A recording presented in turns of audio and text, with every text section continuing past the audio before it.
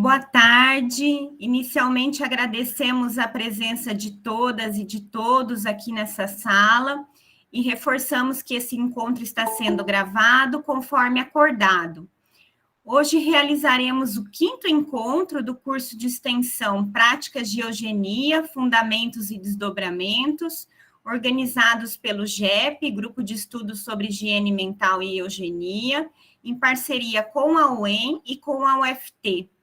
Além desse encontro, teremos mais um daqui a 15 dias, em razão do feriado. Nesse último encontro, que acontecerá no dia 19/10/2021, solicitaremos aos participantes que permaneçam na sala por mais 15 a 20 minutos, para que possamos realizar o fechamento do curso. Como de costume, mais para o final do evento, será disponibilizado no Classroom e no chat um formulário de avaliação, que será considerado como lista de presença para fins de certificação.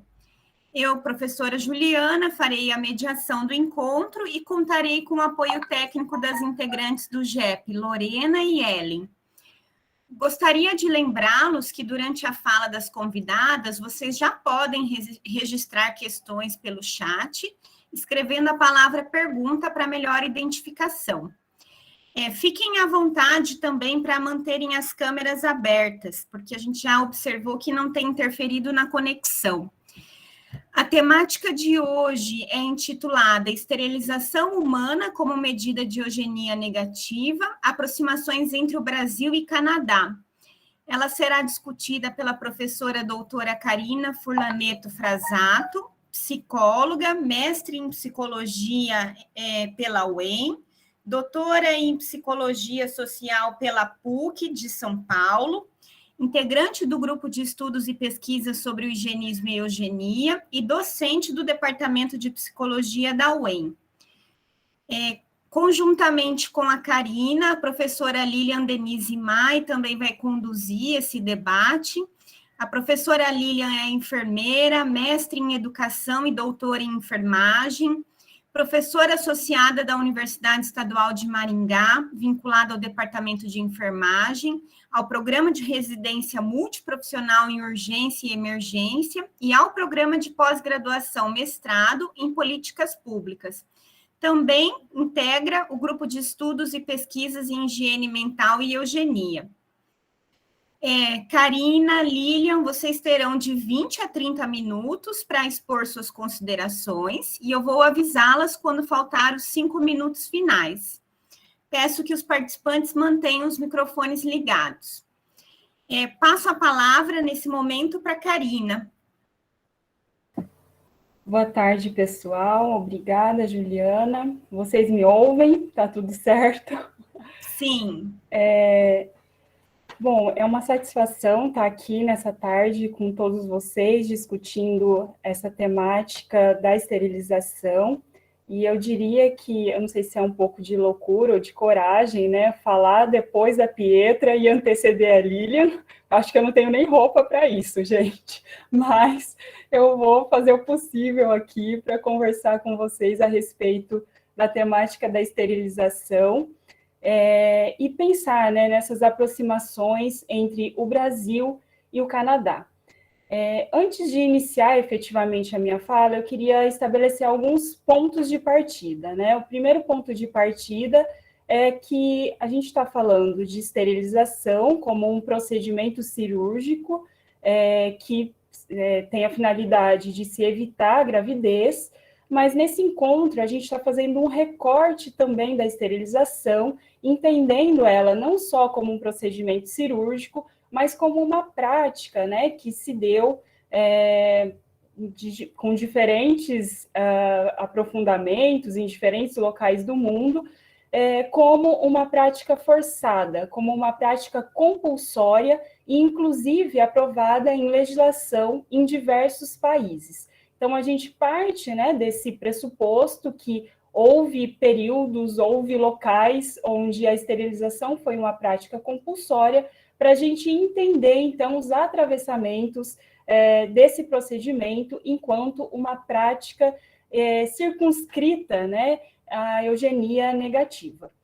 Nesse curso, nós já viemos trabalhando com os conceitos, né, de eugenia positiva, eugenia negativa, e na nossa discussão, a gente entende, então, a esterilização humana como uma medida de eugenia negativa.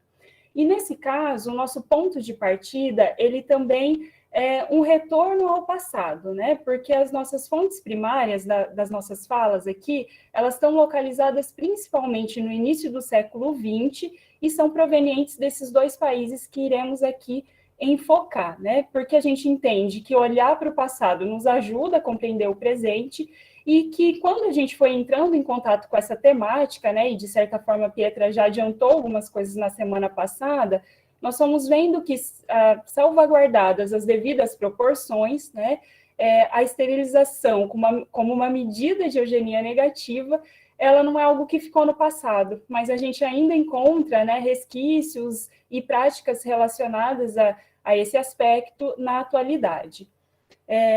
Tem uma das referências, inclusive, que nós indicamos para esse encontro, que é o capítulo de livro que eu e a Marina escrevemos no livro organizado pela professora Maria Lúcia Boarini. O nosso é o capítulo 9, e ele fala sobre a esterilização de um ponto de vista, né, em que esse procedimento se relaciona com os serviços abertos de saúde mental. A Daiane já colocou aqui, as meninas já colocaram no chat para vocês a referência, né?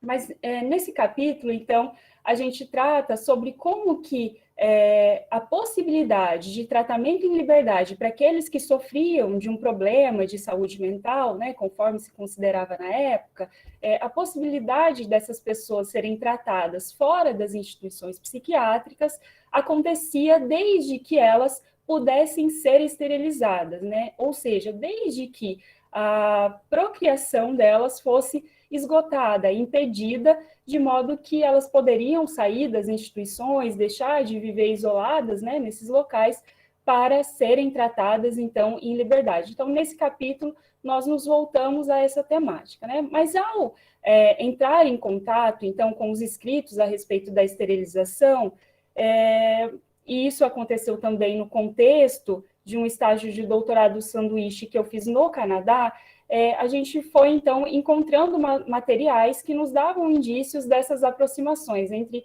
o Brasil e o Canadá. E aí eu e a Aline até discutimos, né, por que nós escolhemos esses dois países. Acho que foi uma escolha, assim, aleatória, né, poderia ter sido feita correlações com quaisquer países, mas que dentro dos estudos que a gente vinha fazendo, fazia sentido essa correlação. E a gente veio entendendo também, até a fala da Pietra trouxe isso na semana passada, que a importância de estudar a eugenia não só a nível local, mas a gente entender, né, o que está acontecendo no mundo, em outros, e a nível internacional, em outros países, para compreender a nossa realidade aqui no Brasil. Então, para compreender, né, a esterilização no Canadá, onde a gente teve, inclusive, leis de esterilização aprovadas durante uma boa parte do século passado, eu queria, nesse segundo momento, rapidamente, né, sintetizar com vocês como que se deu o movimento de eugenia por lá, porque isso vai sustentar as teses que embasavam a defesa ou a refutação por uma lei de esterilização compulsória nas diferentes províncias do Canadá. Então, assim como em outros países, o que a gente vai percebendo ao ler, né, os escritos a respeito da eugenia no Canadá? Que, assim como em outros países, compuseram esse movimento intelectuais ligados às universidades, a hospitais, políticos e representantes, né, da sociedade civil considerados bastante progressistas. Então, como a eugenia era vista no início do século passado como uma ciência progressista que viria a resolver, né, as mazelas sociais, trazer respostas para muitos problemas que não se achava, né, a solução assim de uma forma objetiva e rápida, a gente tem de que lá esse movimento, né, de apoio à eugenia também ocorreu em setores mais progressistas da sociedade. Então, tem até um texto que relata que a defesa por uma lei de esterilização na província de Alberta era feita por setores feministas, porque se entendia que defender a esterilização naquele período e naqueles moldes seria um avanço, né? Então, isso lá no início do século passado.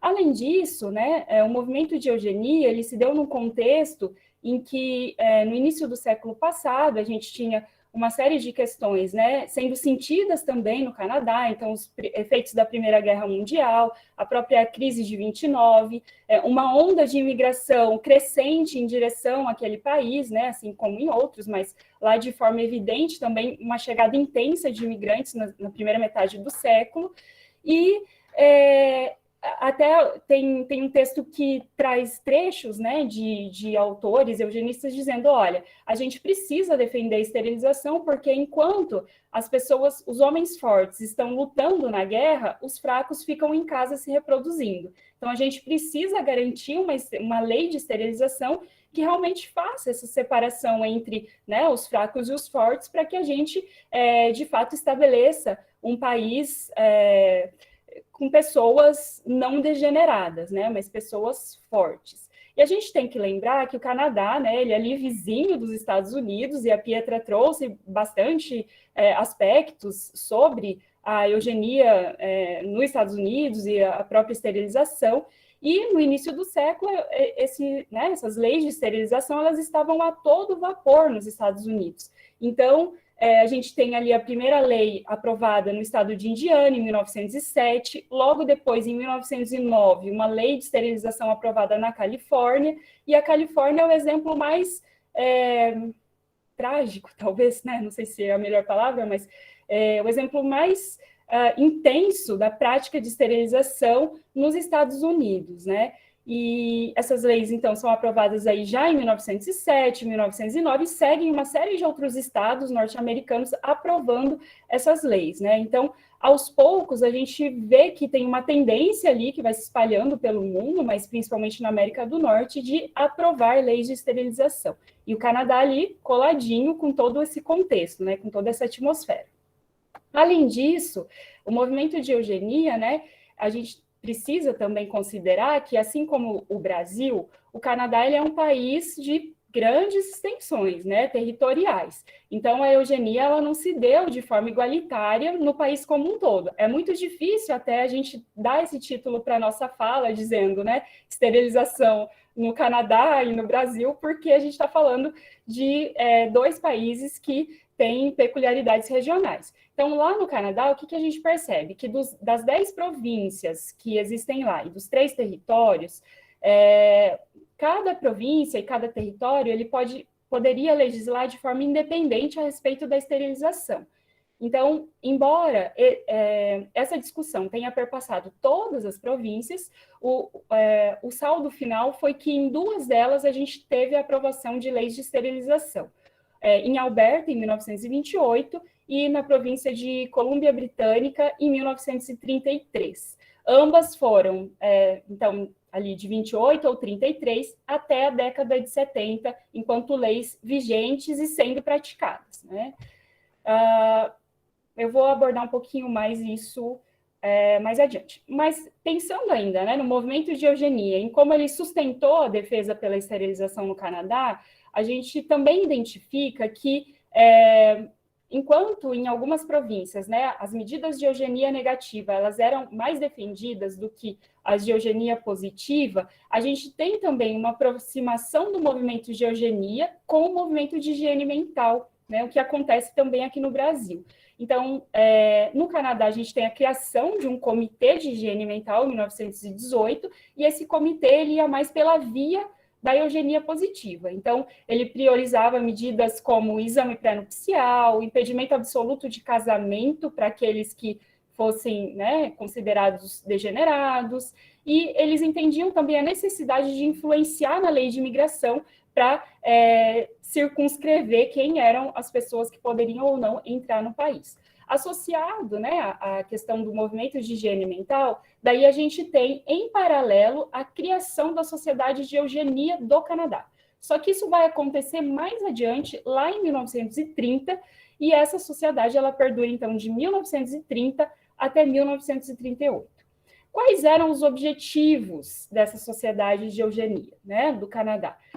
São objetivos que a gente já conhece dentro do que a gente tem discutido aqui, né? Então, ia desde da segregação dos fracos, ou seja, como ainda não tinha uma, né, clareza de uma medida de esterilização generalizada, a ideia era institucionalizar determinados públicos. Então, fica sempre esse embate, né? Se eu não tenho uma medida para impedir a procriação de determinados públicos, eu devo institucionalizá-los.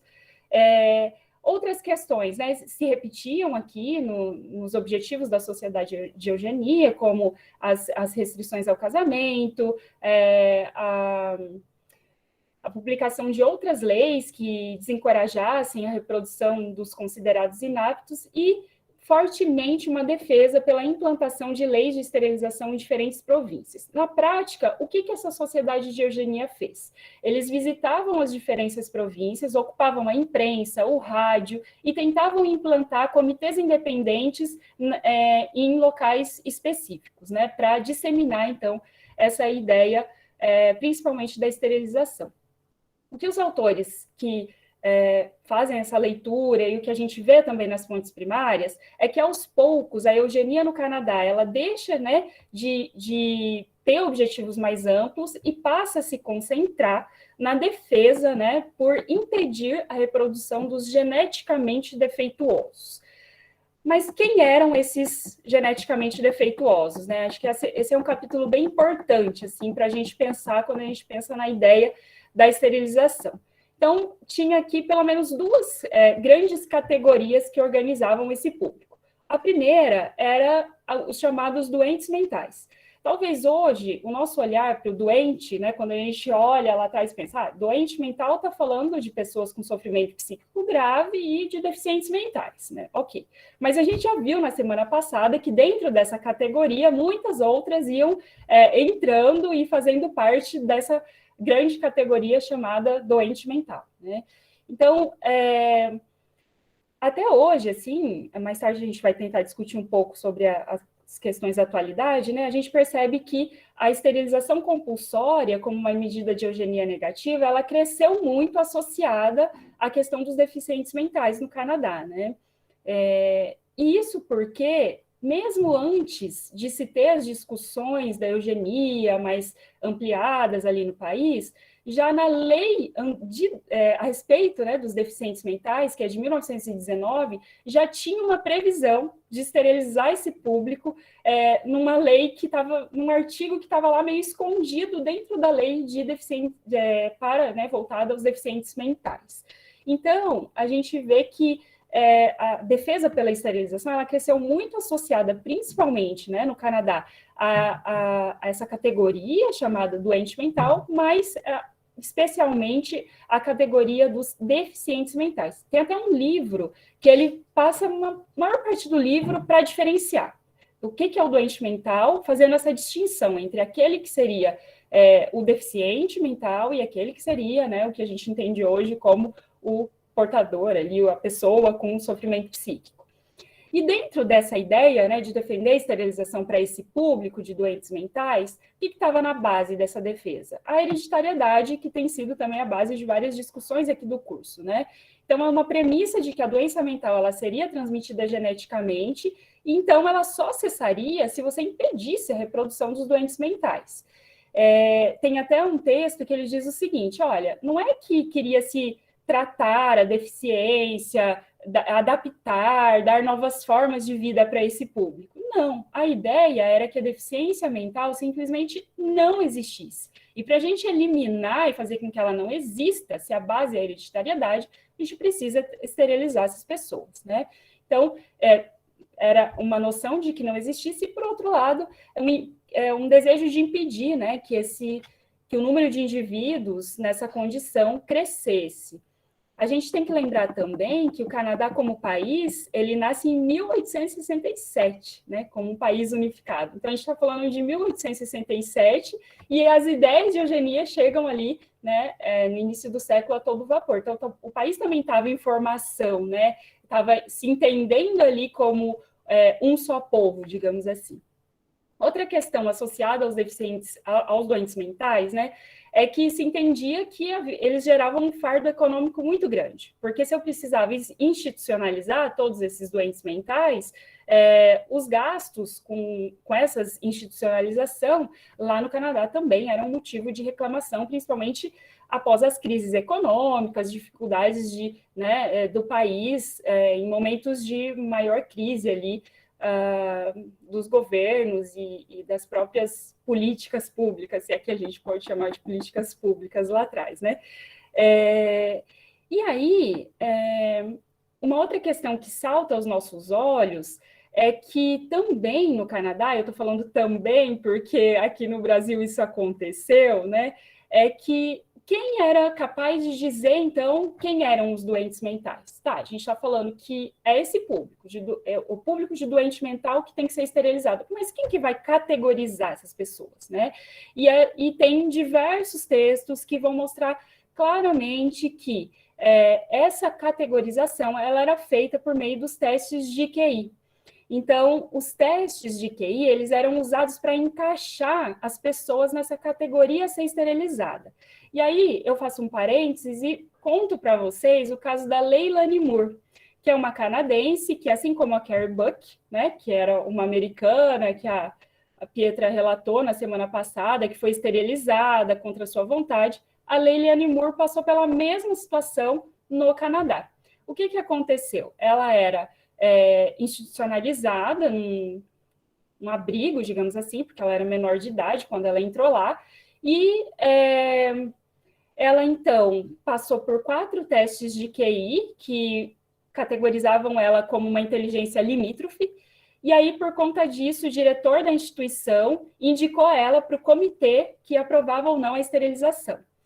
E o mais interessante é que ela, na cabeça dela, que foi explicado para ela, que ela passaria por uma cirurgia de apêndice. Mais tarde, né, ela sai da instituição, ela passa por novos testes de QI durante a vida dela, nenhum mais identifica ela como deficiente mental, nunca mais ela é categorizada nessa categoria. E um dos argumentos para que ela fosse esterilizada na época era que, como deficiente mental, ela não poderia cuidar de filhos, de crianças. E, ironicamente, ela passa a maior parte da vida dela trabalhando como babá. Então, lá na idade adulta, ela, né, se casa e ela percebe que ela não engravida, e aí ela vai, né, ver o que está acontecendo, ela descobre que, na verdade, ela passou por uma cirurgia de esterilização lá atrás, e não necessariamente de apêndice. E essa foi uma das pessoas que processou, né, a província de Alberta, onde a lei existiu, por conta desse dano que ela sofreu. Então, veja que no caso dela, não houve consentimento e não houve sequer conhecimento de que ela passaria por essa cirurgia, né? Então, essa é a primeira categoria. A segunda categoria é a categoria de imigrantes, né? Então, o que os textos dizem é que a preocupação não era tanto com o número de imigrantes que entravam no Canadá, mas com a qualidade biológica e social que esses imigrantes teriam. Então, não eram bem-vindos todos aqueles que não eram anglo-saxões e nem mesmo pessoas provenientes da Europa Oriental, né? Todos esses eram desaprovados e eles também passavam por testes de QI. Testes de QI aplicados em idiomas que eles não falavam. Então, eles chegavam no Canadá, né, falando um outro idioma e passavam por testes de QI padronizados que eles nem sabiam o que estava perguntando. Então, obviamente, os resultados não eram promissores, né, para medir ali a capacidade intelectual dessas pessoas. E além, então, das leis de esterilização, que eu vou mencionar para vocês já, a gente teve uma forte influência, né, do pensamento eugênico na lei de imigração, que é de 1937. Então, dentro dessa lei, tem 16 categorias que estavam totalmente impedidas de entrar no país, que eram, então, os doentes mentais, né, que faz parte da categoria anterior, mas também prostitutas, mendigos, ou todos aqueles que podiam, de alguma forma, ser um fardo para o país. Além dessas duas categorias para as quais as políticas de esterilização eram voltadas, a gente tem uma terceira que daí vai se categorizando, vai se assim tomando corpo depois, né? Que num primeiro momento isso não aparece de forma evidente, mas estudos posteriores vão mostrando, que é o recorte de etnia, de gênero e de classe social. Então, na prática, quem foi esterilizado, né? A gente está falando para quem a política era voltada, mas na prática, para quem ela de fato aconteceu. Então, o que se vê é que foi voltada às mulheres, né? Sobretudo às mulheres, a imigrantes da Europa Oriental e aos povos originários do Canadá. Eu e a Lilian, a gente discutiu muito, né, que o importante, a sensibilização a respeito desse tema, ela não vinha através de números, né? Não é uma questão quantitativa de quantos foram esterilizados, mas é uma questão qualitativa, né, de como isso aconteceu. Mas, para ilustrar rapidamente, tem um dado que fala que nos anos ali iniciais do século, a população de indígenas na província de Alberta era de menos de 3%, né, do total da população. Só que quando você pega o número de pessoas esterilizadas, a proporção de indígenas chegava a quase 30%. Então, percebe como que eles eram povos em minoria, mas quando se pega as pessoas esterilizadas, eram uma porcentagem muito significativa. E aí é interessante também que tem uma sigla que eles usam para dizer que todos aqueles que não eram pertencentes a essa sigla, né, que traduzindo para o português é o branco, anglo-saxão e protestante, eles poderiam ser facilmente indicados para esterilização, enquanto que o comitê que decidia pela esterilização ou não tinha ninguém representante dessas categorias, né? Eram pessoas de outra classe social, e não tinha nenhum representante, então, das categorias que eram indicadas para esterilização. E aí, pensando, né, já mais na questão prática de como se efetivou, como eu disse, a esterilização foi uma temática discutida em todas as províncias, mas cada uma deu um encaminhamento. Então, vou citar algumas a título de exemplo. Nova Escócia, né, eles decidem por não esterilizar, mas por institucionalizar, então, esses públicos considerados degenerados. No Quebec, você tem uma política muito mais voltada para programas de eugenia positiva. Então, incentivo para famílias numerosas, prêmios para bebês, bônus para bebês, né, que seguiam ali determinados critérios. E a gente tem outras províncias em que a lei quase foi aprovada, né? Saskatchewan, por exemplo, foi por uma diferença de um voto, que não aconteceu a aprovação da lei, né? E aí, a resistência, né? Por que nesses lugares não houve aprovação?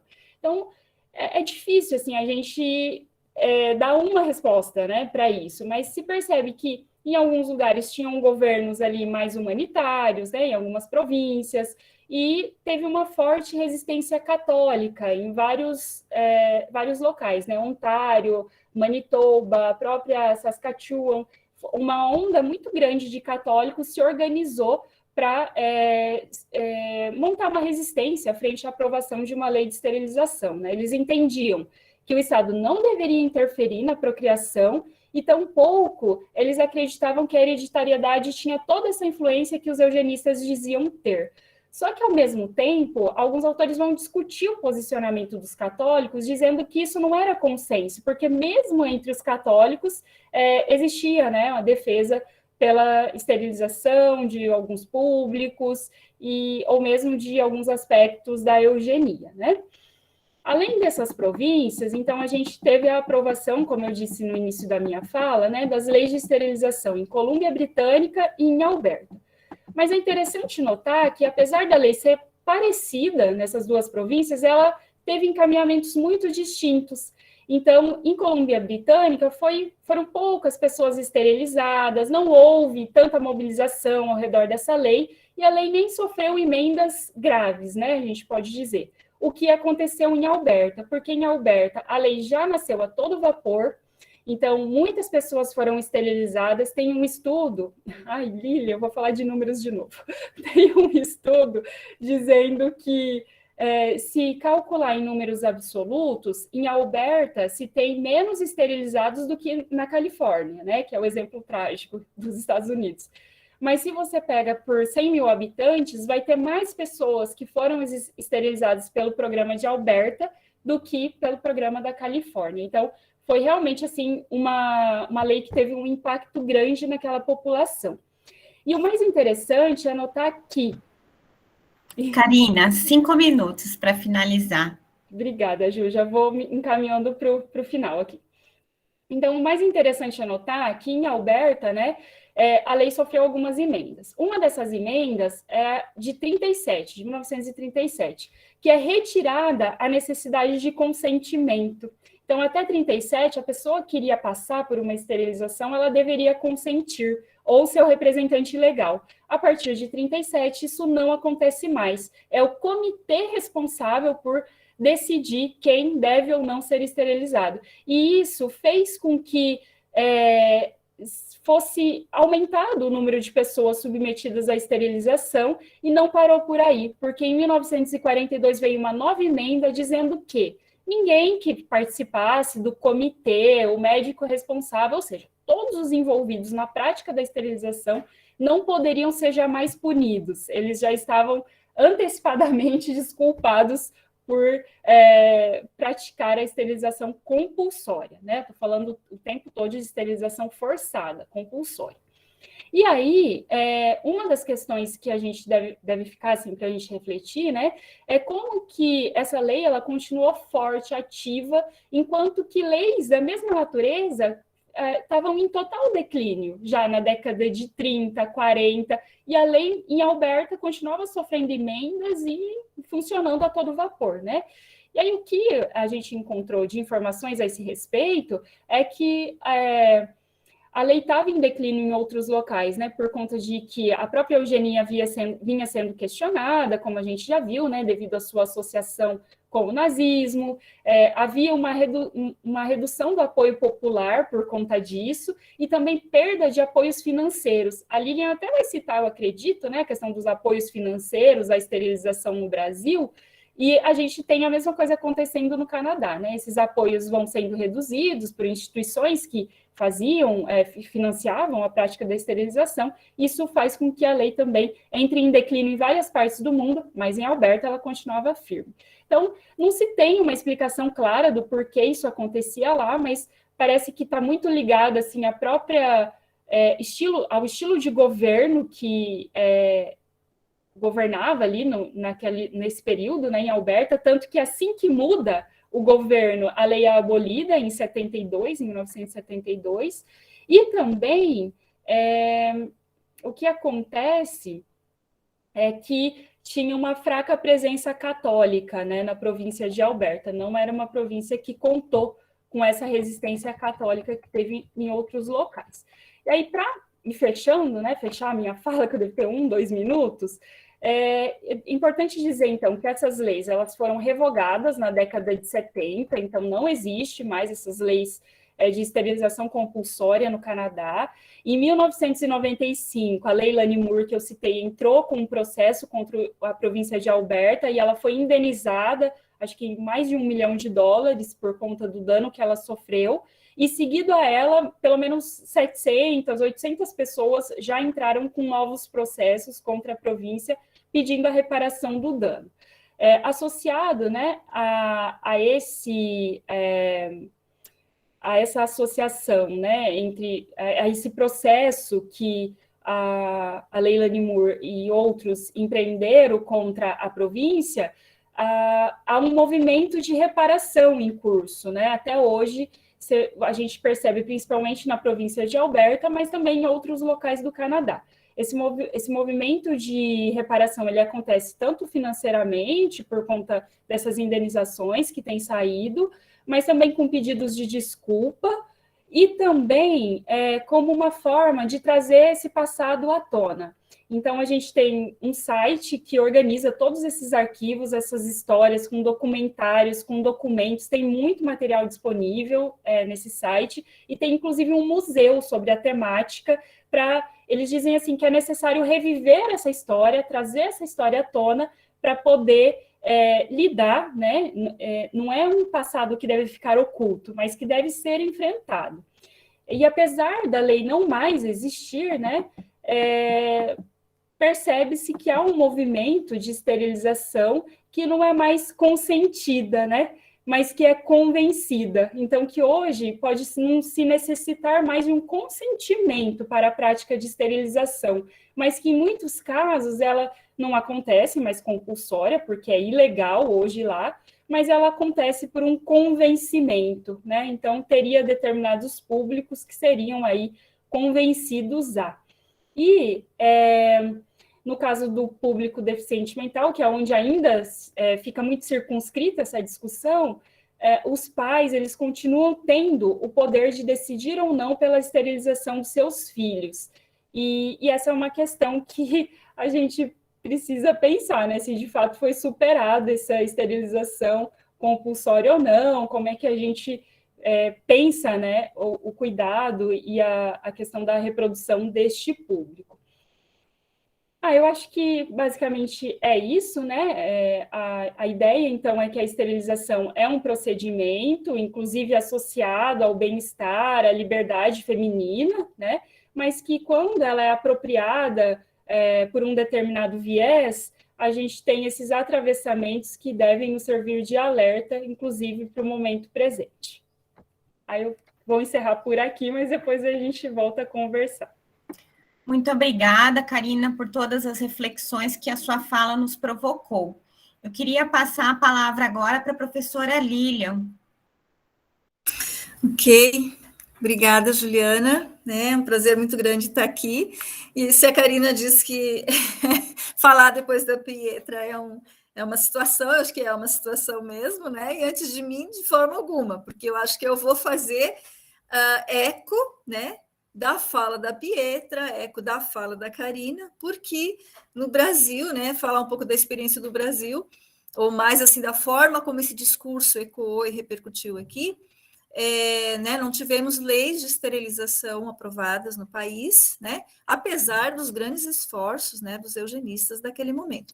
Então, eu acho que assim é uma retomada de alguns pontos e eles vão realmente convergir com vários pontos já colocados, né, tanto na semana passada quanto agora pela fala da Karina, tá? Mas, assim, eu vou tentar mostrar um pouco também a forma como esses discursos foram aparecendo, né? Essa polêmica, essas contradições, né? As controvérsias, e também, de repente, um pouco dos desdobramentos que a gente tem, né? Porque a gente sempre tenta fazer um pouco esse braço, né, com o que pode estar acontecendo. Então, como Karina já disse, né, será que é algo só do passado? Então, vamos olhar para esse passado e vamos ver, de repente, identificar né, similitudes aí, ou diferenças, enfim. E aí eu vou tomar a liberdade de fazer uma pequena... eu apresentei alguns slides aqui, preparei, tá? Eu vou tentar colocar, vamos ver, só para seguir um pouquinho e mostrar. Vamos ver que está abrindo. Abriu, Lilian. Abriu? Tá. Sim. Então, eu vou aguardar, Juliana, você me falar os 5 minutos, porque daí eu não vou te ver, tá bom? Sim, até se você quiser só aumentar um pouquinho a tela. Ali, agora... Deu? Uhum. Tá. Passou, né? Isso. Bom, então, assim, né, falar um pouco dessa repercussão aqui no Brasil, sempre lembrando que a gente está falando lá do início do século XX.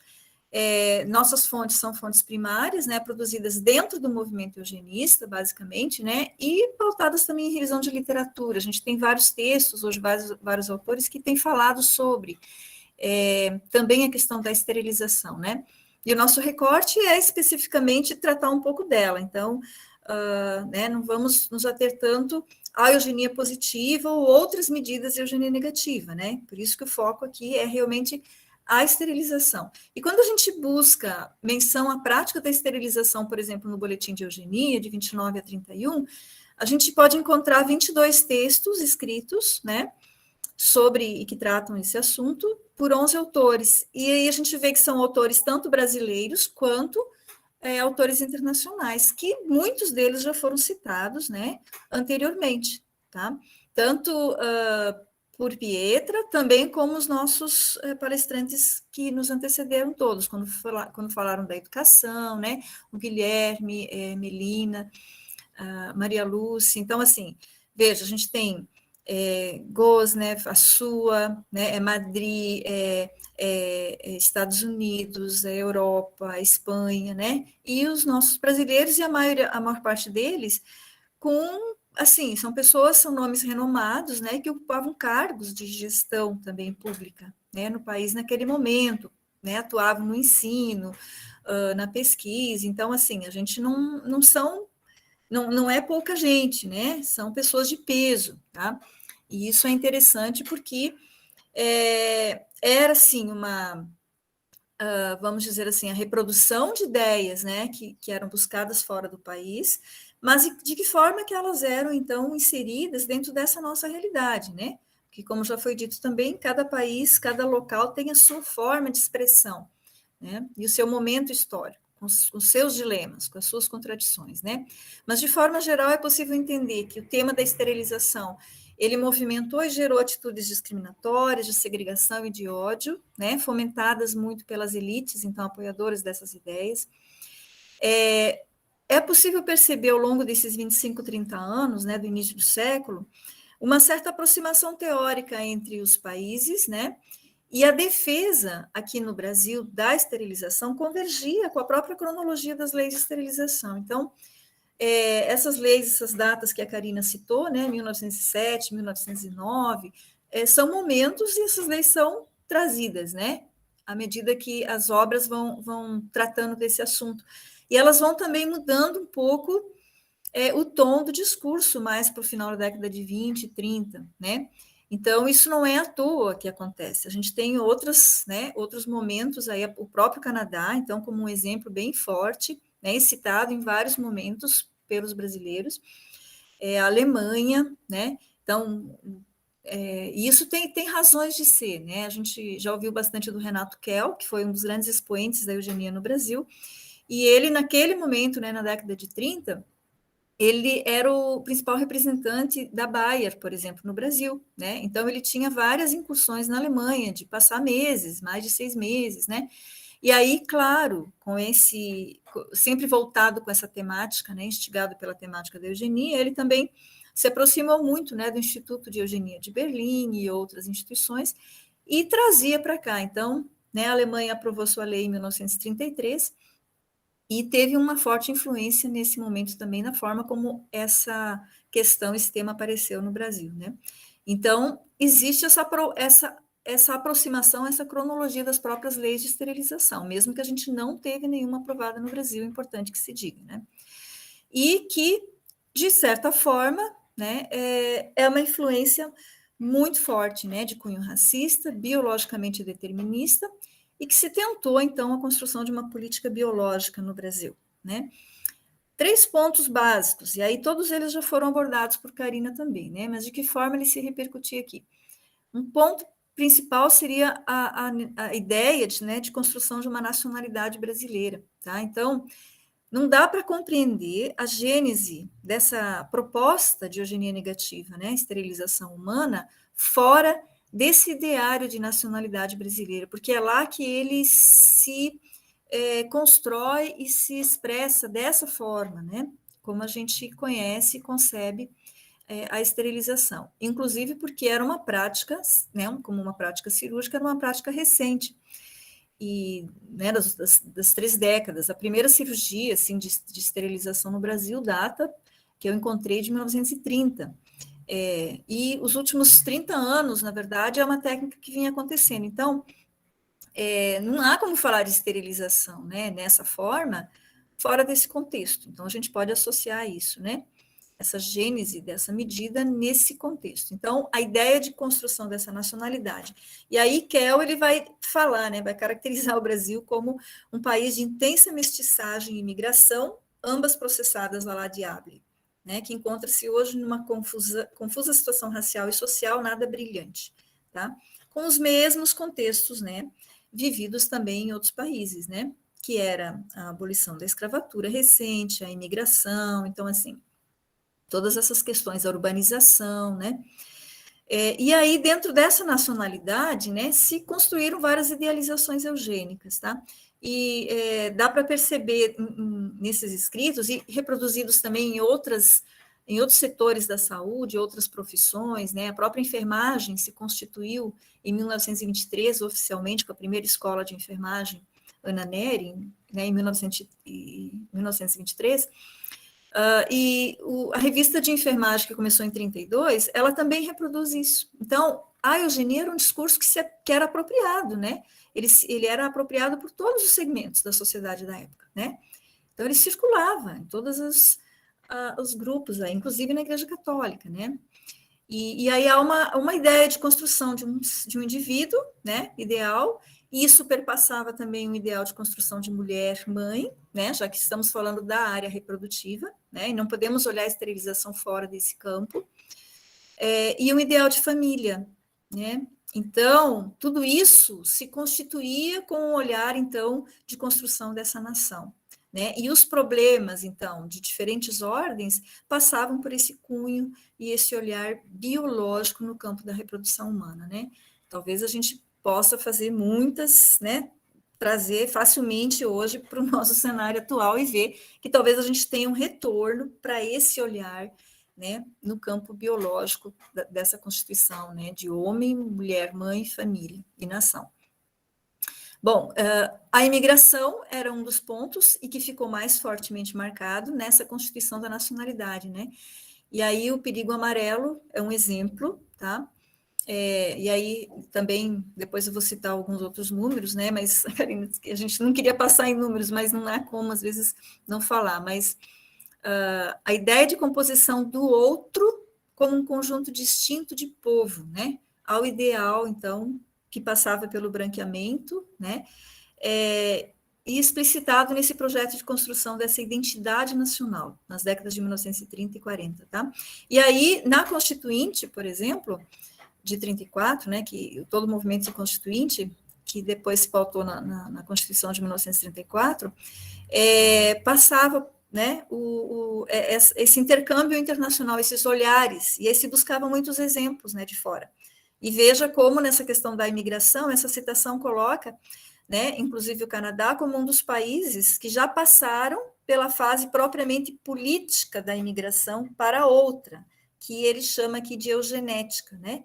Enquanto isso, nós, no Brasil, estaríamos ainda na fase econômica, fase pré-guerra, né? Que era a preocupação com a mão de obra, né? Uma mão de obra mais agrícola, né? E os japoneses, então, né, o perigo amarelo, se tratava dos japoneses, dos asiáticos, tentando buscar aquele grupo que era mais voltado à agricultura, porque precisava de mão de obra para o café, né?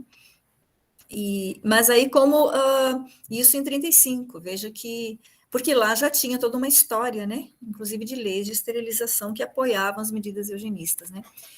Outro ponto importante nessa constituição, né, dessa nacionalidade era o exemplo das próprias leis de esterilização. E a lei alemã de 1933 foi aprovada, né? Como eu disse, o Kell olhava muito para a Alemanha nesse momento também, e ele é um dos grandes ícones, né, representantes desse discurso mais radical no Brasil. E havia um interesse muito grande de tentar chegar na opinião pública também, né? E divulgar, além do interesse de alcançar as legislações, né? Então, o Globo, por exemplo, o jornal O Globo, apresentou em janeiro de 34 um conjunto de 7 entrevistas de médicos brasileiros sobre a lei de esterilização. 2 apenas foram contrários a essa lei no Brasil, né? E 5 foram favoráveis. E uma fala, então, do Kell nesse momento é que, né, na opinião dele, não deveria ter maiores dificuldades para implantar a esterilização, uma vez que os próprios eugenistas poderiam fazê-lo, apoiados em critérios rigorosamente científicos, e sendo esta uma medida judiciosa e simples. Não restaria dúvida de que, no futuro, ela também viesse a ser uma realidade no Brasil. Então, veja, de novo, né, os critérios, né, chamando a racionalidade científica, né, então, uma eugenia pautada numa ciência, né, a quem caberia definir isso, né, aos médicos, aos eugenistas, né, então, a Karina também já citou isso, e a esterilização como uma medida judiciosa e simples, tá? E aí vem um outro ponto importante, que seria essa questão de chamar sempre o caráter judicial, né?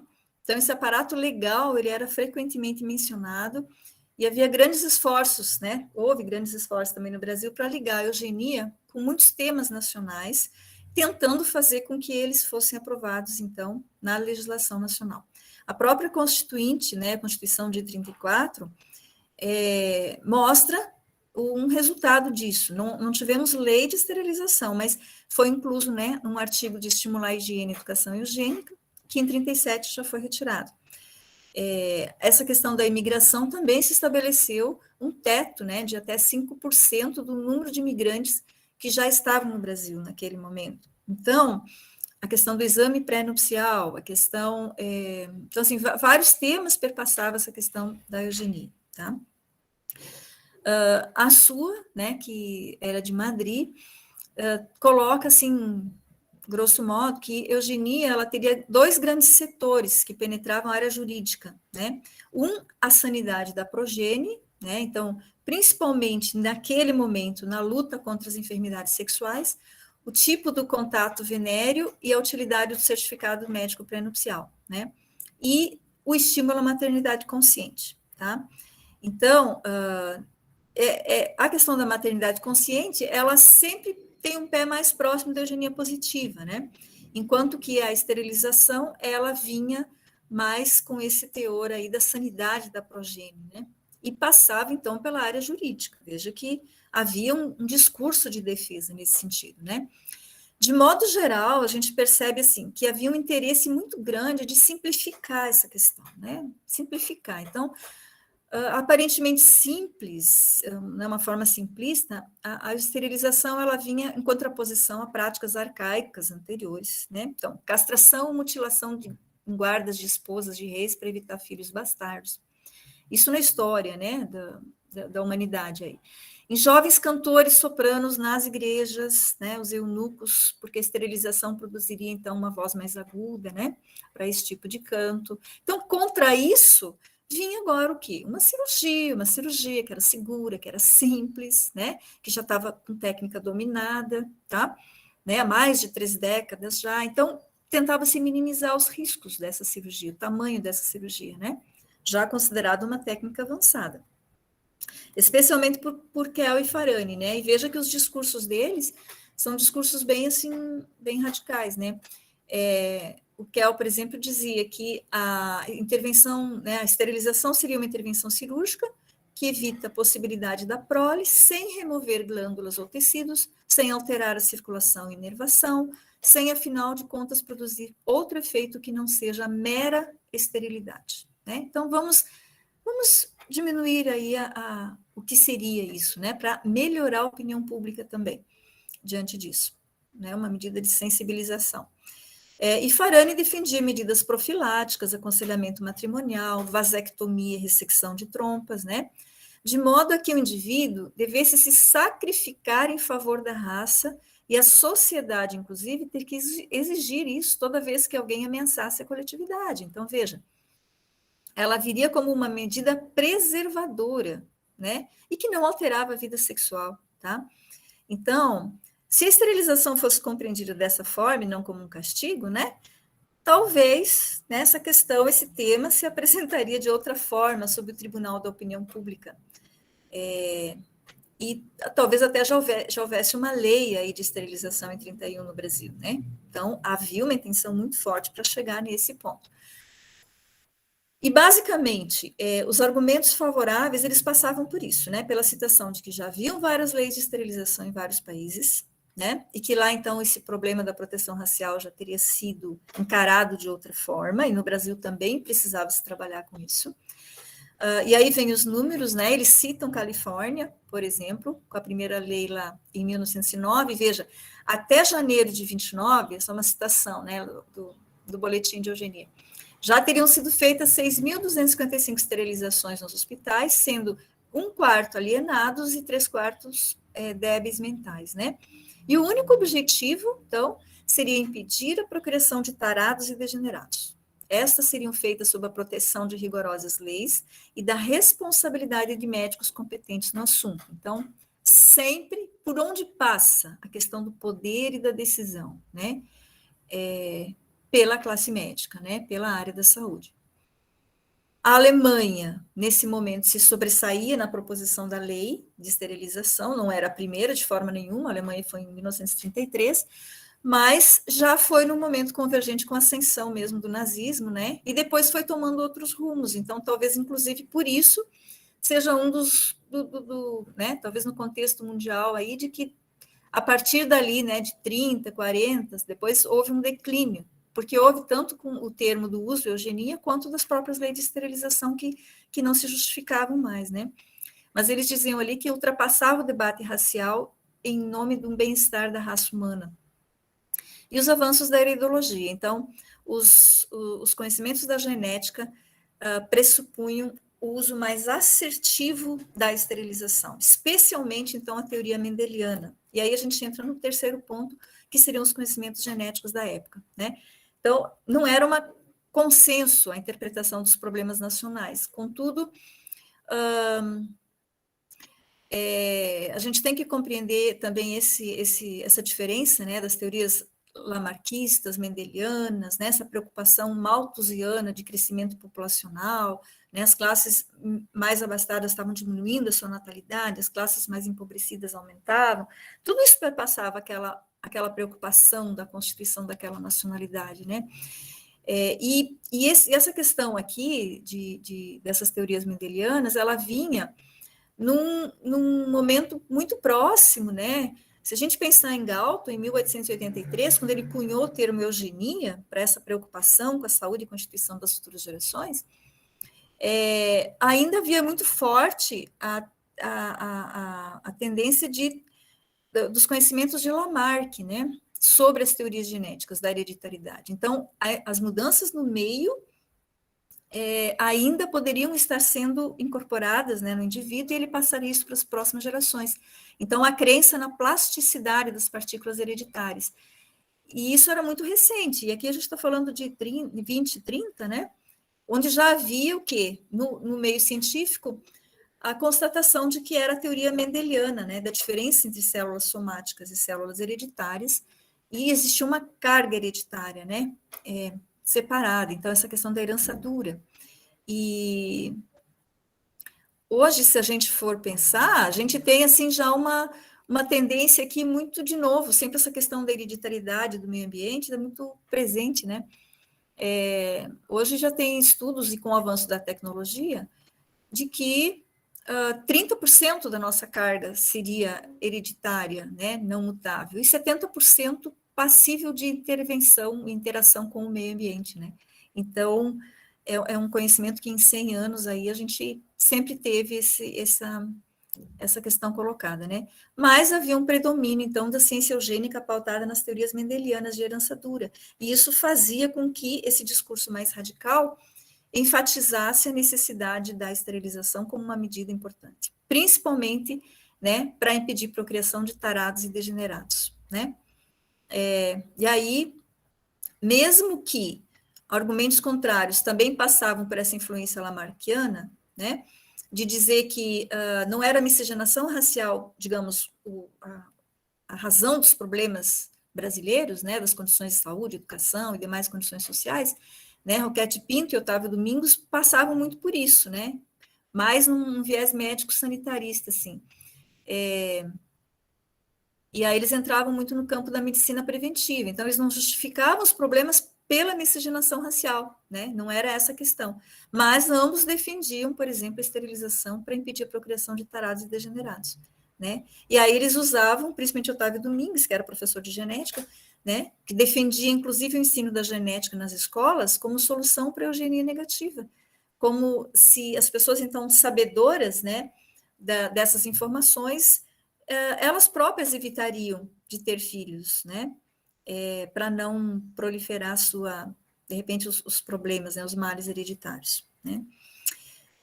E um outro momento, uma outra questão aí é a tradição católica, então, né, também ligada ao movimento eugenista brasileiro, né, principalmente com uma influência moral e religiosa, e que debatia o não direito do Estado em intervir sobre o corpo e a reprodução humana, né? Então, esse era basicamente a questão, assim, contraditória. Mas havia, né, dentro da própria Igreja Católica, quem defendesse a própria eugenia e também a esterilização. Muckermann, né, que é um padre, biólogo, médico, diretor do Instituto de Eugenia de Berlim, com quem então Kell tinha muito contato. Isso aqui é tudo texto reproduzido no Boletim de Eugenia, tá? Ele dizia que o futuro do Estado e da Igreja repousaria sobre homens sadios de corpo e espírito. Por isso também é de interesse da Igreja assimilar os resultados garantidos da eugenia e as suas exigências cientificamente fundamentadas, né? Inclusive a esterilização para casos de criminosos tarados hereditários, por exemplo, né? Então, ele diz assim, Muckermann, numa citação literal, não é a esterilização a medida capital para estancar num povo a massa dos inferiores por herança. Veja que essa era uma terminologia muito corrente, né? Daquele momento, falar de inferiores, né? Ao mesmo tempo que se falava de cuidados no campo reprodutivo. Então, parece difícil a gente assimilar isso, mas era era a produção daquela época. Se tivéssemos acentuado suficientemente esse ponto, ninguém teria desfigurado a face humanitária da eugenia. Antes, né, opor dica, então, as fontes de degeneração, educar convenientemente adolescentes para escolha matrimonial, né? Então, assim, a igreja passava por tendia mais por esse lado, mas não ignorava a indicação da esterilização também. Então, um movimento de resistência, o catolicismo, evolucionismo neolamarquista e medicina social, né, de certa forma. Mas pensando nesse discurso mais radical da eugenia, né, a preocupação era combater a degenerescência da coletividade, tá? E o Kell, ele é o maior representante disso. Esse processo hereditário era considerado irremovível, então não adianta, quem é bom já nasce feito, certo? E aí, nessa limitação dos indivíduos nocivos à espécie, tá? Eram citados exemplos, então, de famílias. Olha, famílias como de Hughes, um casal de débeis mentais, que tinha na descendência 312 mendigos e vagabundos, 17 proxenetas, 79 malfeitores, um total de 109 pessoas, com metade degenerada. Ou Kalilak, né, que teve um filho, né, bastardo com uma débil mental, sendo de 450 descendentes, só 46 normais. Casando-se mais tarde com uma mulher sadia, originou apenas um tarado entre 496 produtos, né? E essa era uma das atribuições que se requeria das sociedades ou institutos de eugenia, né? Estudar essas composições familiares, pensando na hereditariedade e estabelecer medidas para controle dessa proliferação, né? Dessas desgraças para o Estado. E aí a interferência nas políticas públicas, né? Por isso que a importância do movimento eugenista, né, no sentido de influir sobre as políticas públicas nos diferentes países. E eles tinham cargos, ocupavam, imagina, o Renato Kell foi diretor, ocupou um cargo de direção no Departamento Nacional de Saúde Pública no Brasil, que naquele momento direcionava toda a política pública do país, né? Então, a gente vê que eles tinham influência, até que por conta disso não se chegou, havia muita resistência, né? Talvez foi uma das características do solo brasileiro, né? De não ter alcançado tudo isso. A educação e higiene, né? O pessoal já falou bastante, o Guilherme Amelini, sobre isso, né? Então, ele estabelecia que não há outro caminho, proibição, né, da procriação dos inaptos e esterilização, tá? E ela vinha, então, como uma medida para preservar de prólios incapazes, né? Sendo ela capaz, então, de diminuir a miséria, ou ela com outras ações para diminuir a miséria, depende da interpretação, né, dos problemas sociais da época, o resultado seria a saúde do indivíduo, da família e do Estado, né? Então, essa noção de equilíbrio. E aí eles sempre buscavam, né, nos autores internacionais, como Gosney, né, e Laughlin, né, dos Estados Unidos, que a Pietra também citou, que fez, né, que participou da esterilização lá da Carrie Buck, né, onde eles recomendavam, então, a esterilização para todas as socially inadequate classes. Lilian, só para te avisar, mais 5 minutos. Tá. Ok. E aí incluía e estendia, né, para órfãos sem residência, vagabundos, indigentes, tá? E aí o debate ficava entre isso, né? Essa coisa que ampliava mais e aqueles que queriam só para as anomalias ligadas por via hereditária, né? Lundborg, então, também falava de criminosos habituais, vagabundos, imbecis, indivíduos mal dotados, né? Então, era um grupo grande que entrava nesse povo inferior, né? O inapto racionalmente. Então, a gente não teve lei de esterilização, mas a Karina mesmo citou, né, os casos de esterilização para alta de pessoas, então, internadas em hospitais psiquiátricos, né? E o que dá para se ter como conclusão, assim, a esterilização, ela era tida como uma das medidas indispensáveis em qualquer programa que fosse almejar o bem-estar da sociedade, tá?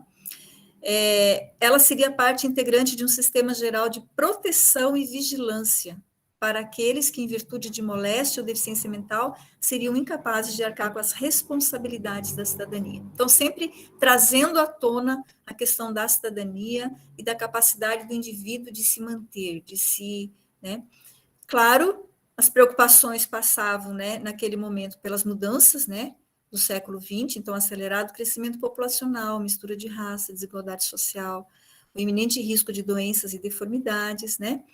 E hoje, né, tentando só fazer um desdobramento para hoje, se o Kell, naquele momento lá, ele dizia que precisavam, né, de uma agremiação nacional de eugenistas e que estavam se multiplicando, né, os adeptos disso, hoje a gente tem, assim, discursos que falam, por exemplo, que a sociedade reconhece no processo eugênico um meio pelo qual podemos melhorar certas eficiências, né? E quebrar esse legado genético indesejável, isso já é uma ação realisticamente possível. E a ciência, cremos em uma ciência realista, com fins no ser humano e sua ascensão e domínio da natureza, e traz as maiores proezas tecnológicas, né? Então, é o desenvolvimento técnico no meio aí de muitas resistências para a questão da esterilização. Só que a gente tem momentos de grandes desigualdades, perda de direitos, né? E, de novo, uma tendência de aumentar intervenções, né, na questão também reprodutiva das populações. E aí a gente tem novas e velhas interpretações, né, equívocos. Então, o que nós levantamos para discutir é a emergência ou continuidade desse sistema na contemporaneidade, né? Esterilização compulsória lá naquele momento, e hoje desejável ou consentida, né, com autonomia decisória. Então, né, a Pietra também colocou isso. E um movimento crescente de medicalização e intervenção sobre o corpo da mulher, tá? Tem fatos recentes que já foram citados vários momentos, né, a questão da 7ª Conferência Nacional de Saúde, onde a esterilização foi indicada, né, tanto para psicoses afetivas quanto para esquizofrenia.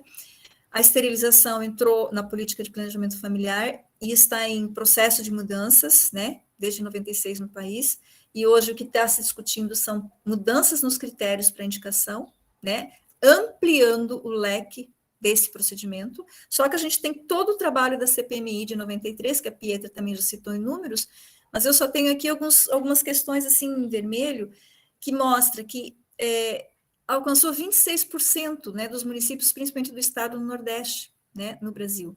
Foi a Benfam, foi reconhecida pelo governo brasileiro como entidade filantrópica de utilidade pública, né, com recursos internacionais que beiraram mais de 21 bilhões de dólares em 4 anos, certo? E aí uma das ações era treinar pessoal médico e de enfermagem e paramédico para laparoscopia e laparotomia, que seriam os procedimentos mais atuais lá na década de 80, 90, para fazer a esterilização, né? A laparoscopia é da década de 90, praticamente. Grandes campanhas publicitárias, né? Inclusive o Globo, de novo, né? Inserção na Constituinte, houve um esforço muito grande para mudar essa questão do planejamento familiar, né?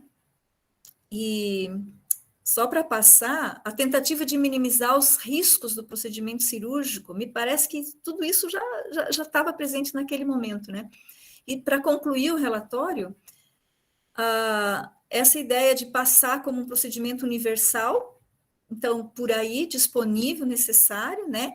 E interessante a conclusão desse relatório, veja, que diz assim que as entidades filiadas, né, desse Instituto Internacional, então no caso do Brasil, a Benfam, não devem considerar a existência de uma lei desfavorável para proceder às mudanças, mesmo contra a lei devem agir, a legislação dos países deve se adaptar aos objetivos da Instituição, né, Internacional de Controle e Reprodução. Então, essa instituição foi reconhecida como organização controlista de cunho eugênico e, ao mesmo tempo, era consultora, né, da Organização das Nações Unidas e recebeu medalha de ouro Saúde para Todos, pela OMS em 88, né? Então, é um tema polêmico. Hoje a gente tem essa incidência grande de cesarianas, né, para aproveitar a esterilização, o que é muito mais grave ainda, né, porque a gente tem aí morbidade e mortalidade materno-infantil ligada às cesarianas de uma forma gravíssima. Tivemos, em 2007 e 2008, aquelas ações de inconstitucionalidade, que também já foram citadas, em 7 municípios do Rio Grande do Sul, que queriam estimular a educação eugênica em suas leis municipais, né? A questão daquela mudança em 2017 de detecção do risco psíquico, né, até os 18 meses, e um caso em 2017 da esterilização compulsória, né, da Janaína, em São Paulo, que também já foi citada, né. Então, assim, há um contexto, né, significativo aí de retorno a esse ideário eugenista de uma forma mais concreta, e ações sempre estão passando pelo nível judicial. Como a gente está em tempos de primavera, mesmo que o tema é muito polêmico, né, e de ideias e reflexões também, a primavera de ideias, eu só gostaria de trazer, né, essas imagens assim de flores isoladas, né, são os casos de Janaína separados. Esterilizar e cortar, literalmente, né, é você tirar de cena, né, essas pessoas, o futuro, né, a descendência dessas pessoas, né, e esterilizar também é separar e excluir, ou você formar grupos isolados, que é esse ideal, né, de nação. Então, assim, é você segregar de todas as formas e perder a riqueza, né, e a beleza, né, da multiplicidade que a gente tem. Então, é um tema polêmico, né, um tema que está aí, não está no passado, com certeza, muito pelo contrário, ele ainda se coloca de uma forma muito, muito sutil, né, e muito presente no nosso cotidiano. Eu acho que é isso. De certa forma, agora vai para o debate. Eu não vi o chat, não sei. Muito obrigada, Lilian, Karina, por vocês nos apresentarem, né, como é que ocorreu a eugenia negativa no Canadá, no Brasil, trazendo as especificidades de cada país e trazendo o contexto histórico, né, em que isso ocorreu no passado, mostrando para a gente que sempre é determinado segmento social, né, que foi alvo das medidas de eugenia negativa, e como ela se desdobra no nosso presente. Nós já temos 3 questões que foram colocadas no chat, então eu vou iniciar o ciclo de debates com essas questões e depois a gente abre para uma nova rodada. Só relembrando, aqueles que queiram fazer perguntas podem indicar no chat a pergunta, escrevendo o termo pergunta para facilitar a identificação, ou abrir o microfone e não fazer um uso muito extenso do tempo para fazer a pergunta, né, levando de 1 minuto a 1 minuto e meio, e a Karine e a Lilian terão 5 minutos para responder a cada ciclo de questões. Tem 2 questões do Antônio, então eu vou começar com essas questões. A primeira é para a Karina, tá? Poderia discorrer sobre o multiculturalismo do Canadá e a eugenia? O Antônio também pergunta, né? Aí eu imagino que seja para a Lilian, talvez a Karina também possa fazer considerações. No Brasil, desde 1938 e 1945, cuja a vigência e derrogação em tese operou-se apenas em 1980, a imigração, além da vedação do ingresso de alguns, ressaltou depois a questão da ascendência europeia, além dos exames de saúde. Poderia relatar a convergência com a eugenia e as avaliações da saúde dos imigrantes no Brasil? E a Wagner pergunta qual a relação entre o catolicismo e a eugenia. Eu vou colocar as questões no chat de novo, só para facilitar para vocês, tá? Então, Lilian, Karina, a palavra está com vocês. Acho que eu poderia começar, de repente, pode ser, Lilian? Fazendo algumas considerações, então. Bom, vamos começar pelo Canadá, então depois eu comento um pouco as outras questões. Com relação ao multiculturalismo, né, não é uma temática que eu ainda me aprofundei dentro, né, da discussão sobre esterilização. Então, vou dizer o que eu tenho percebido assim na leitura dos textos e também um pouco da minha vivência lá como estudante, né, no doutorado sanduíche em 2017. Essa aproximação entre o multiculturalismo e a eugenia, acho que a gente não pode descartar a ideia de que esse ideário da eugenia sustenta, né, formas de exclusão em diversas partes do mundo e que esse ideário ainda está presente em muitas questões. Então, quando a gente fala no Canadá como um todo, né, como eu disse, por ser um país muito extenso, a gente tem diferenças muito expressivas, até mesmo em como, né, são tratados os imigrantes ou mesmo os povos originários. E aí você percebe também que há uma distinção entre o que se diz a parte francesa e a parte de origem inglesa do país, né? Porque você vê que as leis de esterilização, elas estão numa localização, as leis que foram aprovadas no Canadá, elas estão numa localização mais a oeste, que foi colonizada pelos ingleses. Então, toda a questão cultural de como, né, se dão as relações sociais ali tem uma influência muito maior da cultura inglesa. É muito nítido, assim, que eu fiz, né, o estágio na parte francesa, então é muito nítido até hoje, quando você sai da parte francesa e vai para a parte inglesa, a forma até como as coisas se dão, como se dão os diálogos, como se dá o consumo, como se dá a alimentação, né? Então, eu penso que isso também vai influenciar a apropriação da eugenia e como que, por exemplo, né, os povos originários do Canadá vão ser tratados em cada região. Mas há de se dizer que ainda hoje, né, assim como no Brasil, os Inuí ou os aborígenes, né, que como são chamados lá, são pessoas que sofrem muita dificuldade para ter os seus direitos civis garantidos. Então, teve um massacre enorme na história do Canadá com relação aos indígenas. Então, embora, né, a gente ainda não tenha deixado isso claro nas nossas pesquisas, tanto na convivência lá, a gente percebe essa dificuldade, né, da convivência de diferentes culturas no mesmo território, pensando num país que é também formado por diferentes culturas, né, e que esse atravessamento das diferentes origens, francesa e inglesa, vai influenciar nesses aspectos, mas que o ideário da eugenia, ele também sustenta aí algumas formas, né, de lidar com a população minoritária do país de uma forma bastante agressiva até, né? Existe até hoje uma série de movimentos em pauta tentando garantir o direito às terras, né? Assim como a gente vê aqui no Brasil relacionado aos povos originários e às minorias de modo geral. Então, acho que é um caminho ainda a ser explorado, né? A associação entre essas duas temáticas, mas penso que esses aspectos nos ajudam a começar a refletir sobre esse caminho, né, no Canadá. Agora, com relação à associação, né, entre a Igreja Católica e a eugenia, eu vou fazer alguns apontamentos sobre o Canadá, porque na fala da Lilian ela também já abordou alguns aspectos aqui no Brasil, né? Então, o que os textos dizem é que não havia um posicionamento oficial da Igreja Católica até então, quanto à esterilização, e isso, né, gerava ali a falta de um não consenso com relação ao que se faria com relação à defesa ou não da esterilização.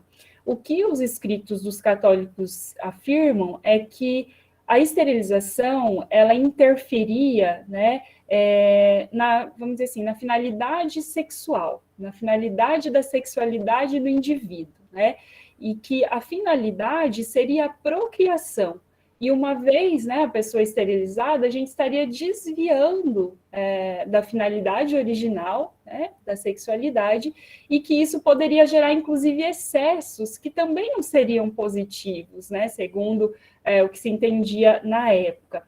Ao mesmo tempo, se entendia também que era uma violação para o corpo a esterilização, né, era uma mutilação. E, além disso, que a família ela estava acima do Estado. Então, o Estado não poderia interferir em algo que era sagrado, né, como a questão da procriação. Acho que, basicamente, é isso.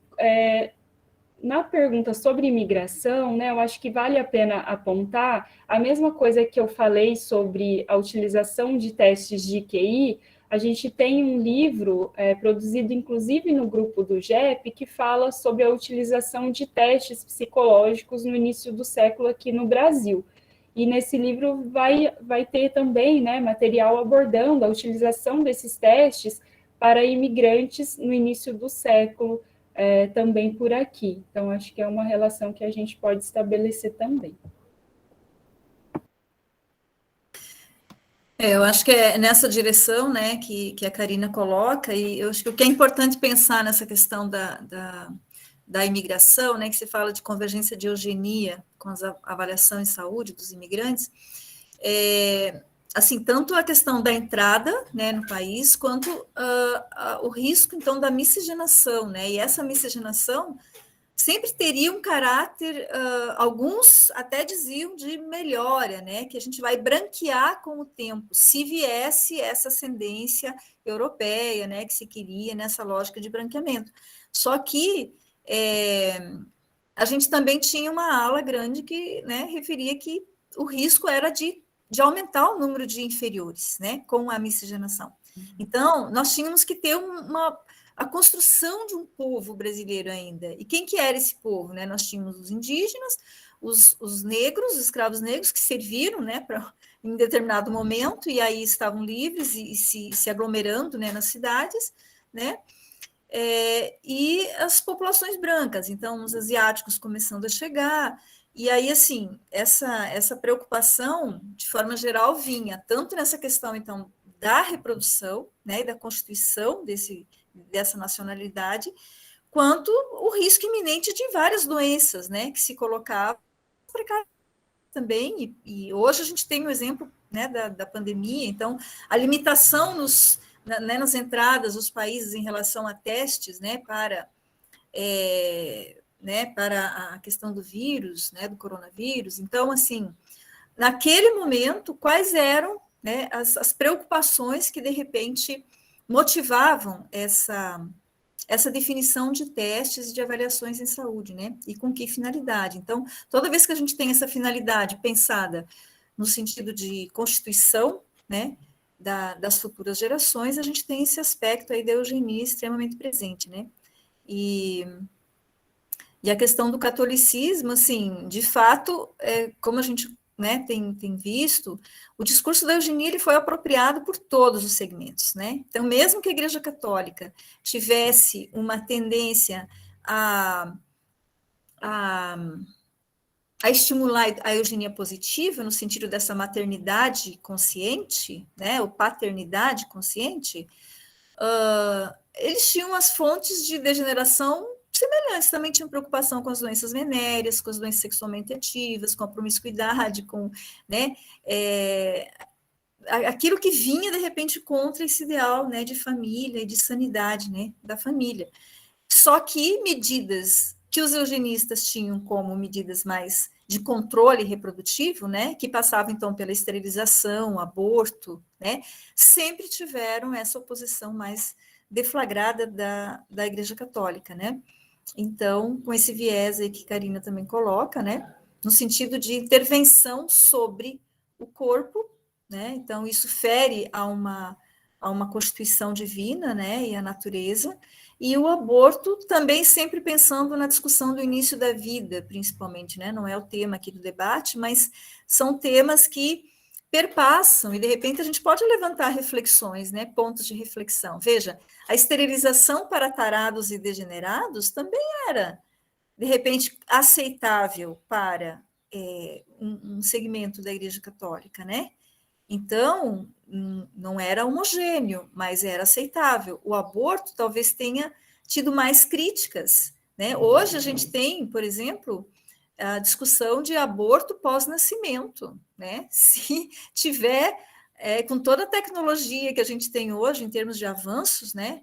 De possibilidades tecnológicas no campo da reprodução humana, né, na questão do genoma, de avaliações pré-diagnósticas, pré-implantacionais, né, de intervenção genética durante a gestação, quer dizer, tem várias tecnologias presentes, ainda assim, existe também uma tendência de repente, dizer, olha, mesmo que nasça, você não sabia, tem algum problema físico ou emocional ali, ou, né, o mental, e você o sinaliza para isso, ou você não tem condições econômicas de manter, qual é o direito à vida? Onde é que existe a categoria cidadão aí para dizer, então, ainda teria o direito de matar, então, infanticídio, né? Como medida, que medida? Que justificativa? Então, o discurso eugenista, ele é assim, ele passa pela questão de classe, né? Sempre permeado pelo desenvolvimento técnico-científico, né? E que denota, na verdade, e explicita e denuncia, né, as diferenças mesmo entre as pessoas, entre classes sociais, né, a gente teve, veja, logo depois da guerra, né, em 48, a gente teve a Declaração Universal dos Direitos Humanos, inclusive como tentativa mundial frente às atrocidades que estavam acontecendo pelas ações, né, ligadas à Segunda Guerra. A eugenia só que provocou isso? Não, é ascensão ao poder, né, de uma pessoa que simplesmente viu num contexto todo favorável a decidir que uma raça ariana seria a raça perfeita, os demais a gente mata, né? Então, assim, o Holocausto é sinal de uma atrocidade, de uma barbaridade sem fim. O quê? Motivada também por ideais eugenistas, ao que os eugenistas se defendem ainda hoje, dizendo que lá não era uma questão eugenista de raça humana, era uma questão de uma raça específica, né, que seria o grupo ariano, aquele modelo. Mas acho que a interface é muito perigosa, né? Lilian, pelo antecipado da hora, eu vou te interromper para que a gente possa fazer mais um ciclo de questões. A gente, por hora, tem a questão da Vânia. Teria mais alguém com alguma questão antes da gente fazer esse último ciclo? Ou a questão da Vânia? Matheus levantou a mão. Ok. Então, vamos fazer a questão da Vânia e do Matheus. Eu vou apresentar a questão da Vânia e, na sequência, eu te passo a palavra. E aí, eu vou pedir para que a Karina e a Lilian, né, sejam objetivas para a gente conseguir finalizar no tempo previsto. A Vânia pergunta, em levantamento de prontuários em hospital psiquiátrico, encontrei encaminhamentos da maternidade municipal, encaminhamentos para avaliação psiquiátrica de mulheres para que fosse indicada a laqueadura. Poderíamos dizer que isso seria resquícios dessas medidas eugênicas? Matheus, pode abrir seu microfone. Boa tarde a todos e todas. Todos me ouvem bem? Então, minha pergunta eu acho que vai muito de encontro com a pergunta anterior.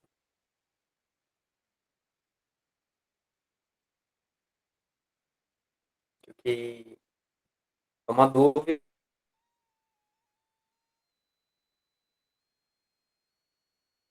e talvez sane também a dúvida de outras pessoas. Eu queria saber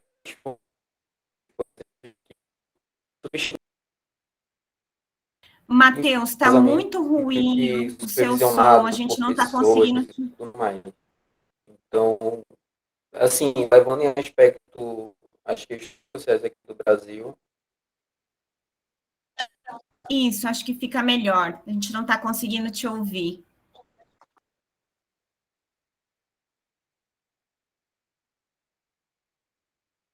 Talvez enquanto ele escreve, eu já daria para ir falando, né? Essa resposta ali. Eu acho que com Isso, certeza, Lilian. né? Com certeza é resquício, né, de medida eugênica. A laqueadura, e é esse o nosso questionamento, assim, nosso ponto de reflexão principal, né? Então, assim, a proposição da esterilização frente às possibilidades de outros meios, né, de controle da natalidade, né, de anticoncepção, no caso, frente a toda uma questão legal, né, de dignidade humana e de direito, né, na saúde reprodutiva, ter indicada, né, a esterilização para mulheres, ainda é o foco, então, sobre mulheres, né, a partir de avaliação psiquiátrica, sem dúvida nenhuma, é você tentar resolver, né, uma situação pontual, uma situação para a qual o Estado como um todo, né, e aí envolve o Estado representado nas políticas públicas, né, nas ações dos serviços de saúde, com toda a estrutura que a gente tem hoje, né, dentro do Sistema Único de Saúde, mas isso aqui denota os limites de como a gente não consegue, né, dar conta de compreender a totalidade, né, das situações, individualizar, biologizar, né, e cortar o mal pela raiz. Então, você resolve a situação pela esterilização. Eu acho que, sem sombra de dúvida, é um viés eugenista em essência. Obrigada, Lilian. Eu só queria comentar que, assim, eu não sei essa pergunta da Vânia, né, exatamente porque ela comenta que ela encontrou encaminhamento da maternidade para avaliação psiquiátrica de mulheres. Então, com certeza, né, tem toda essa questão que a Lilian apresenta, mas também a gente tem que lembrar que no SUS, para a realização de laqueadura e vasectomia, é necessário passar por uma avaliação psicológica, né? Então, eu não sei se teria também, em alguns casos, esse procedimento de que para a realização da laqueadura teria que ter uma avaliação psiquiátrica, né? Tem esse caminho inverso também. Tem o caminho de que, por conta da pessoa ter um sofrimento psíquico grave, as pessoas imaginarem e requererem, né, que ela faça uma laqueadura, por exemplo. Mas tem também o caminho inverso, que para a realização de laqueadura no SUS é preciso passar por avaliações psicológicas, né? E aí eu acho que também a gente tem que pensar assim, o porquê desses encaminhamentos, né? Por que esses encaminhamentos são feitos? Para quem eles são feitos, né? O que está por trás? Quais são as justificativas? E aí, certamente, a gente pode encontrar isso que a Lilian falou, né? Não é, por exemplo, o fato de que essa mulher, se ela tiver mais filhos, por uma questão orgânica, ela pode vir a falecer. Provavelmente não é esse o argumento, né? O argumento é que ela tem realmente uma condição psíquica de impedimento. Mas acho que para a gente responder de verdade assim, essa questão, né, se são resquícios de medidas eugênicas, é importante a gente conhecer, né, quem são essas pessoas, o teor desses encaminhamentos, quais são as justificativas por trás, para daí a gente reconhecer, né, a presença ou não desses resquícios. Karina, só mesmo para esclarecer, eu também sabia, né, sei que precisa da avaliação psicológica para passar pela laqueadura, enfim, procedimento do planejamento familiar, mas é nesse sentido que você e que a professora Lília colocaram mesmo, pessoas com diagnósticos de transtorno psiquiátrico e que ao serem identificadas como pessoas que fazem acompanhamento neste hospital psiquiátrico específico, por algum motivo, não aceitaram a laqueadura na maternidade e aí foram encaminhadas para uma avaliação psiquiátrica, né, e no encaminhamento dizia que, em um dos encaminhamentos dizia que, se fosse o caso, iriam solicitar uma ação judicial para realizar a laqueadura. Né? Então, por isso, me pareceu muito mais mesmo o que eu coloquei como resquícios, né, mas que, na verdade, às vezes é escancarado mesmo a eugenia, né? Obrigada, viu? Obrigada pelas respostas, professoras.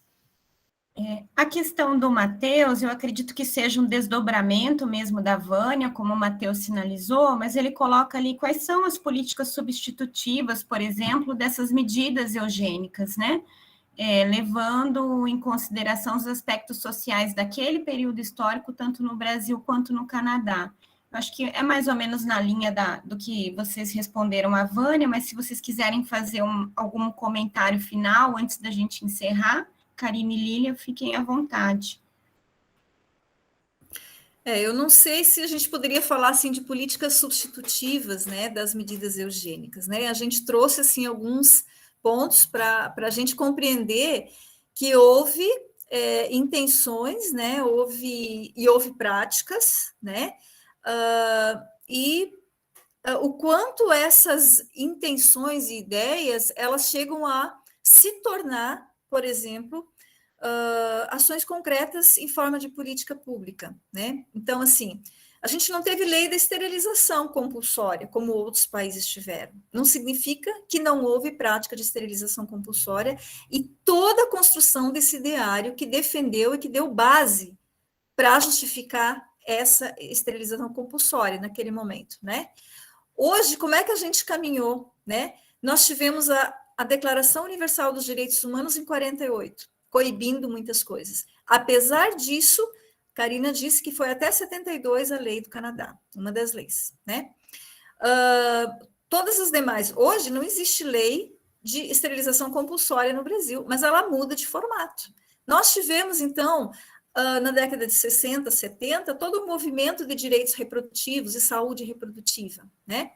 Então, essa questão foi se construindo junto com uma série de outros elementos, né? Claro, a área da saúde, que é onde acontece essas medidas de saúde efetivamente, né? Então, elas vão estar sempre sendo permeadas por esses discursos e por essas possibilidades. Então, eu não sei se a gente chega a ter, assim, medidas substitutivas. A gente tem sempre, sim, um ideário eugenista muito presente para justificações. Essa que é a questão que se coloca, eu acho, né? É a gente perceber até onde a gente, querendo fazer o bem e mesmo dispondo de uma prerrogativa legal, mesmo que na lei de planejamento familiar conste lá desde 96, que judicialmente pode ter esterilização, então, em caso confirmado, de quem? De novo, né, de doença mental, os eugenistas já arrogavam assim o direito de definir o critério de inclusão e exclusão. Então, passa sempre pelo viés da saúde. Essa questão do encaminhamento. A Janaína foi esterilizada judicialmente. 13 meses depois, quando foi dada a ela o direito de decidir que ela não queria mesmo, ela já estava esterilizada, entendeu?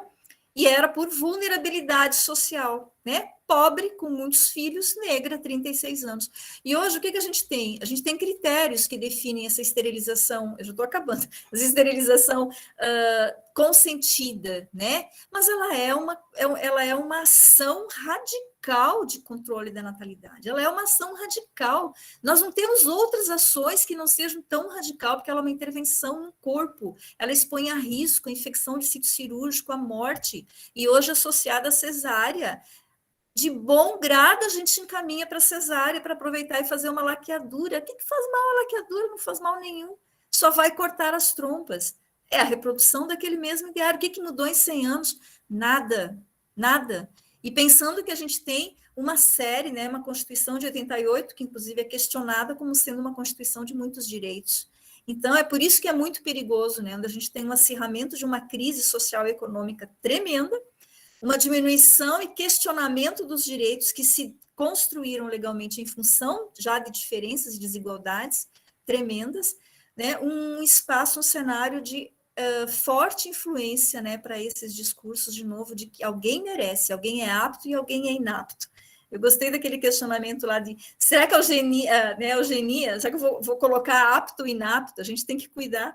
A eugenia se apropriou desse termo, então, aptidão para a procriação e inapto à procriação, né? Então, a questão é quais os critérios, né? E para quem e de que forma isso se dá no coletivo, né? Muito obrigada, Lilian, Karina. Só observem que tem comentários no chat reforçando tudo aquilo que vocês estão sinalizando. Gostaria só de reforçar que vocês não esqueçam de preencher o formulário de avaliação para fins de certificação. O nosso próximo encontro, então, será no dia 19/10/2021, e o tema será o lugar de mulher na perspectiva da eugenia e do higienismo. Quem vai realizar esse debate e essa exposição serão a Lorena, a mestre Lorena Maria da Silva, e a doutora Simone Carlos de Souza. Aguardamos vocês, então, no dia 19. Boa semana para todos e até breve. Até logo a todos. Muito obrigada.